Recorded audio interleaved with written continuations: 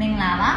ဆရာမအခုပုံစံပေါ့နော်ထိုင်ပြလိုက်တဲ့ပုံစံပတ်မဆန်လို့ခေါ်တယ်မဟာပလင်းချိတ်ပြီးတော့ထိုင်နိုင်ဖို့အတွက်လေ့ကျင့်ရမယ့်နည်းလေးတွေကိုပြောပြမယ်တချို့ကဒီလိုလေးထိုင်နေကြတယ်ဒီအားထိုင်နေမဟာပလင်းထိုင်နေကြတယ်ခြေထောက်ကမချိတ်နိုင်ကြအောင်အဲ့ဒါဆိုဘယ်လိုလေ့ကျင့်မလဲပေါ့နော်ဆရာမဒါလေးဒီနေ့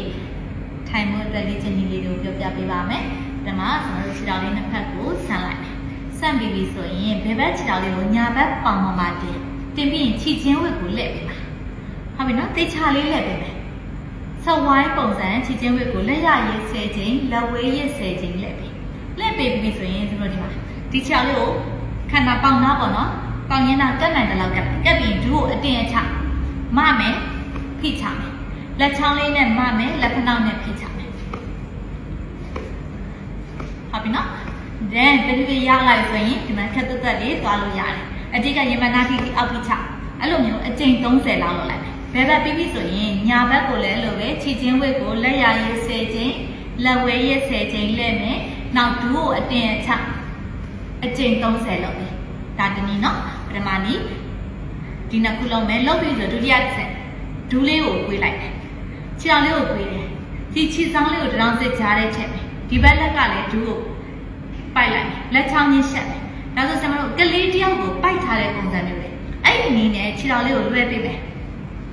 ဟုတ်ပြီနော်အဲ့တော့ဒီမှာကျွန်တော်တို့ဆောက်လောက်ခါစားမှာ9ချိန်လောက်ပေါ့လို့နောက်ရလာပြီဆိုရင်10ချိန်လောက်တိုးပြီးလုပ်ပေးမယ်လွှဲတဲ့အခါမှာကျွန်တော်ဒီ6ချက်ရှေးလူကြီးကားရမျိုးမဟုတ်ဘဲနဲ့ခန္ဓာကိုယ်နာကိုကတ်နိုင်တဲ့ညာကလက်လေးနဲ့ပိုက်ပြီးတော့လွှဲပေးမယ်ဘယ်ဘက်ကိုလည်း9ချိန်ညာဘက်ကိုလည်း9ချိန်လုပ်ပေးမယ်ဟုတ်ပြီနော်ဒါလေးတွေလုပ်ပေးမယ်20ပြီးသွားပြီနောက်ပြီးရင်တတိယနည်းကျွန်တော်ခြေချောင်းလေးကိုလက်ချောင်းချင်းရှက်မယ်ဒီခြေချောင်းလေးကိုထည့်လိုက်မယ်ဟုတ်ပြီနော်ထည့်ပြီးရင်ဒီတောင်စစ်ကဘေးကိုကန်ထားတယ်ကားပြီးရင်ဒီခြေထောက်ကဆိုတော့ဒီလိုရှေ့ကိုသွားတာမဟုတ်ဘဲနဲ့ရေပန်းနားကိုကန်လိုက်တယ်ကိုနိုင်တဲ့လောက်နေတာပေါ့နော်ရေပန်းနားကပ်ပြီးဆိုဒီခြေလေးကိုအပေါ်အတာမမယ်ပြန်ချမယ်မမယ်ချမယ်နိုင်တဲ့လောက်လေးပဲလုပ်မယ်မရဲ့အခါမှာဆိုတော့လက်ကြီးဆန့်ပြီးရှေ့ကိုထုတ်တာမျိုးမဟုတ်ဘဲနဲ့မျက်နှာနားလေးကိုကပ်မှာဟုတ်ပြီတဖြည်းဖြည်းရလာဆိုချီမာလေးနဲ့နှာခေါင်းနဲ့ထိနိုင်တဲ့လေခါလေးသွားမယ်ထပ်ရသေးရင်နှစ်ခုနဲ့ထိမယ်ဟုတ်ပြီနော်ကပ်ပြီးတော့ပဲသွားမယ်အဲ့လိုလေးနဲ့ရပြီဆိုရင်ပြင်းနေစမတော့အပေါ်မှာလည်းစန့်ထုတ်ပေးမယ်ပြန်လာမယ်ရပြီဆိုမှနော်အဲ့တော့နေ့စဉ်ကျင့်တဲ့အခါမှာကိုယ်နိုင်တဲ့လောက်လေးကိုတစ်နေ့ဘယ်ဘက်ကိုလည်း10ချိန်ညာဘက်ကိုလည်း10ချိန်ပေါ့နော်တောင်စအဓိကခြေထောက်ကိုဆက်မသွားခြင်းဘူးရင်မနာကိုကပ်ပြီးတော့ပဲအပေါ်လေးကိုမပေးပါနိုင်တဲ့လောက်လေးပဲမရပြီဆိုမှကျွန်တော်တို့ဒီမှာစန့်ထုတ်ပေးဟုတ်ပြီနော်ဒါလေးကို10ချိန်ကျင့်မယ်ဟုတ်ပြီတော့မျိုးအဲ့ဒါပြီးပြီးထိုင်တော့မယ်ဆိုကျွန်တော်ဒီမှာခြေထောက်တစ်ဖက်ကိုတင်လိုက်တင်ပြီးပြီဆိုရင်နောက်တစ်ဖက်ကမကွင်းနိုင်ပြဿနာမရှိဘူးကျွန်တော်နိုင်တဲ့လောက်လေးပဲကိုရှာလို့စမဝေးပဲနော်ထားထားဒီပုံစံလေးနဲ့နေလိုက်10ရက်လောက်ဟုတ်ပြီနောက်ရက်ကြာရင်ကျွန်တော်ကအခင်းလေးတစ်ခုခုပေါ့နော်ယူလိုက်တယ်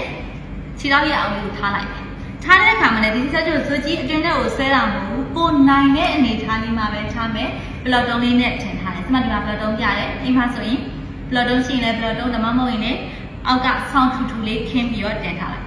ဒီပုံစံနဲ့10ရက်လောက်10ရက်လောက်ပြီဆိုရင်ခြေလေးကိုရှေ့ကိုနည်းနည်းဆွဲမယ်ဘလော့တုံးလေးကိုလည်းရှေ့ကိုနည်းနည်းဆွဲမယ်10ရက်လောက်နေမယ်တဖြည်းဖြည်းနဲ့အဲ့လိုလိုနဲ့ဒီချစ်ဖနှောင်လေးကဒီပေါ်ကိုတင်လာလိုက်ဟုတ်ပြီဒီမှာထားအောင်တော့နေထားမယ်10ရက်အဲ့လိုနဲ့တဖြည်းဖြည်းကျင်ရင်နဲ့ကျွန်တော်ဒီခြေထောက်လေးကအပေါ်ကိုတင်နိုင်လာလိမ့်မယ်နော်နေ့စဉ်မှန်လေးလေ့ကျင့်ပေးပါခုပြတဲ့လေ့ကျင့်ခန်းလေးလုံးရင်းနဲ့ကျွန်တော်ဒီလိုမျိုးမဟာပလင်စိတ်နိုင်လာပါလိမ့်မယ်အားလုံးပဲကိုယ်စိတ်နဲ့ထားရေးချမ်းကြပါစေဆရာမစုယောဂပါ